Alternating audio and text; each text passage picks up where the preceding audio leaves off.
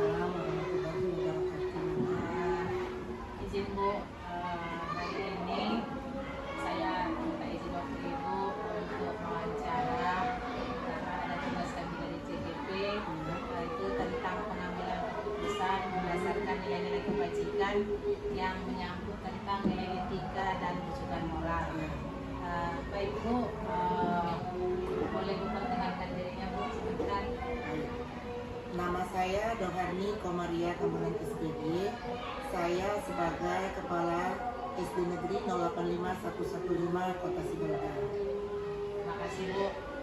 Baik Bu, ada nih beberapa pertanyaan yang ingin saya sampaikan kepada Ibu. Yang pertama, bagaimana Ibu dapat mengidentifikasi kasus-kasus yang merupakan dilema etika atau kesukaan moral? Baik, sebelumnya saya ucapkan terima kasih kepada Ibu Arifah selaku CGP. Saya senang sekali Ibu dapat terlibat dalam tugas ini. Sepengetahuan saya, dilema etika ini melibatkan dua pilihan secara benar dan dua-duanya benar, dan situlah kesulitan saya sebagai kepala sekolah untuk memilih di antara dua pilihan yang benar ini. Konsekuensi moral yang positif bagi seorang pemimpin, saya diberikan hak untuk memilih keputusan, dan apabila diberikan konsep dan menantang dalam memilih untuk dapat mengambil sebuah keputusan harus adil dan etis dan dapat diterima oleh semua orang. Saya rasa ya Bu. Itu kalau dua-duanya benar ya Bu ya. Kalau misalnya benar atau salah bagaimana Bu? Nah, kalau benar dan salah itu kan sudah jelas, yang satu salah, yang satu benar. Kita akan ditentukan oleh aturan yang ada. Jadi saya sebagai kepala sekolah tidak perlu memberatkan dan memusingkan diri. Saya harus tegas dengan keputusan yang sudah dilaksanakan dan yang sudah diterapkan, dan ini yang termasuk dalam beberapa hal itu. Baik Bu, selanjutnya selama ini bagaimana Ibu menjalankan dalam mengambil keputusan di sekolah kita, terutama untuk kasus-kasus di mana nanti ada dua kepentingan yang sama-sama benar atau sama-sama yang mengandung nilai kebajikan? Nah, itu memang menjadi dilema bagi seorang pimpinan untuk mengambil keputusan dari permasalahan yang sama-sama benar. Tetapi saya tetap berpegang teguh pada peraturan yang sudah disepakati bersama. Tapi juga melihat nilai-nilai kebaikan dan bermanfaat bagi banyak orang yang didasarkan pada rasa peduli, kasih sayang, dan memikirkan dampak jangka panjang dan jangka pendek. Berarti nilai-nilai kebajikan itu sudah ada ya Bu? Sudah ada aturannya. Baik Bu, selanjutnya langkah-langkah atau prosedur seperti apa yang Ibu lakukan selama ini? Oh, yang pertama, saya akan mengumpulkan fakta mengenai kehadiran siswa yang tidak ada pemberitahuan kepada guru. Nah, dengan melakukan analisa kasus ini, saya melihat siapa saja yang terlibat, nilai apa saja yang bertentangan. Saya membutuhkan data dan fakta yang mendukung alasan siswa kenapa dia tidak hadir, serta melakukan uji kebenaran atau salah. Yang kedua, saya akan mengadakan pertemuan dengan siswa yang terlibat dan mendengar alasan siswa tersebut dan memberi pemahaman tentang pentingnya kedisiplinan serta tanggung jawab. Yang ketiga, saya akan menyuruh guru untuk memanggil orang tua tersebut untuk berdiskusi dan mencari solusi bersama. Dan yang terakhir, saya melakukan monitoring lanjutan kepada siswa tersebut. Apakah hanya kepada siswa saja Bu? Kalau kepada guru bagaimana? Ibu melakukan monitoring juga? Termasuk kepada guru, saya juga menanyakan tentang kehadiran siswa dan monitoring terhadap guru. Selanjutnya Bu, hal-hal apa saja yang selama ini Ibu anggap efektif dalam pengambilan keputusan seperti kasus-kasus dilema etika tadi? Kalau itu saya anggap lebih efektif tentunya dengan melibatkan semua pihak terkait, yaitu siswa, guru, orang tua. Jadi kita di sini menjaga keseimbangan dalam menegakkan aturan. Jadi aturan itu termasuk disiplin, empati terhadap individu siswa. Dengan maksud saya tidak hanya menghukum, tetapi mendidik mereka untuk bertanggung jawab.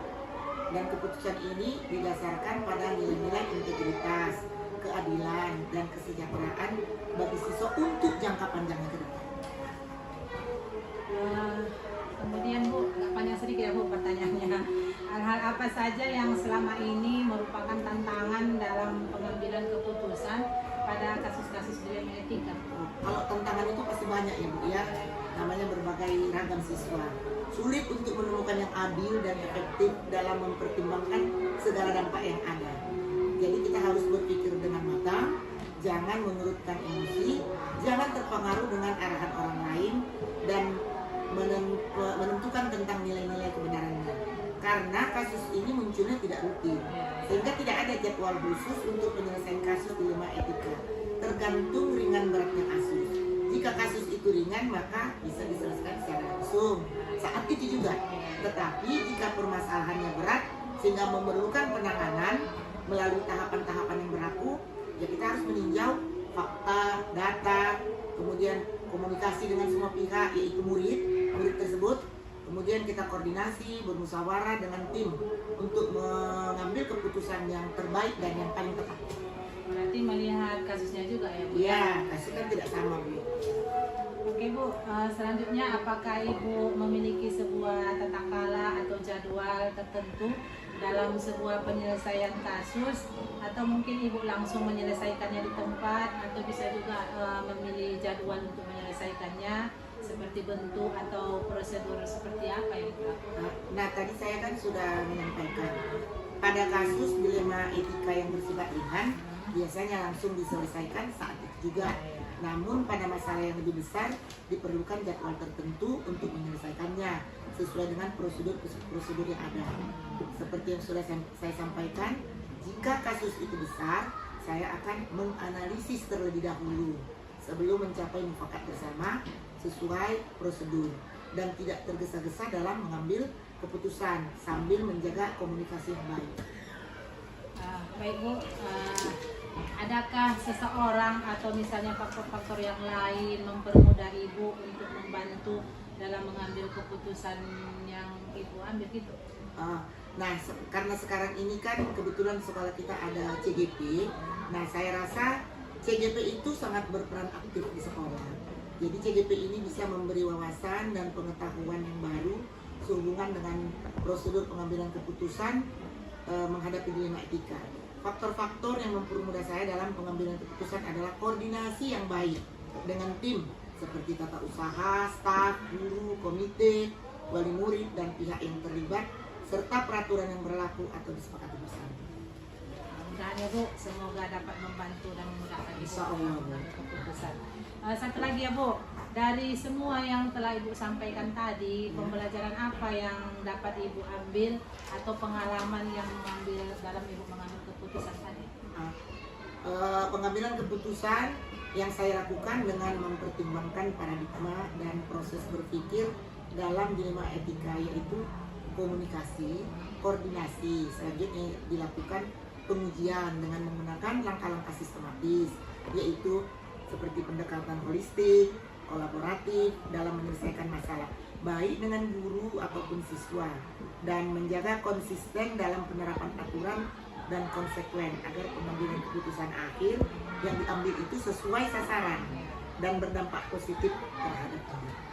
Keputusan yang tepat ya Bu ya. Baik Bu, terima kasih saya ucapkan kepada Ibu Kepala yang telah memberikan waktunya untuk saya. Semoga apa yang saya dapatkan tadi melalui hasil wawancara kita ini kan Bu, dapatlah memberikan semangat bagi saya dan pengalaman baru dalam mengambil keputusan yang bijak dan tepat. Terima kasih ya Bu ya. Assalamualaikum.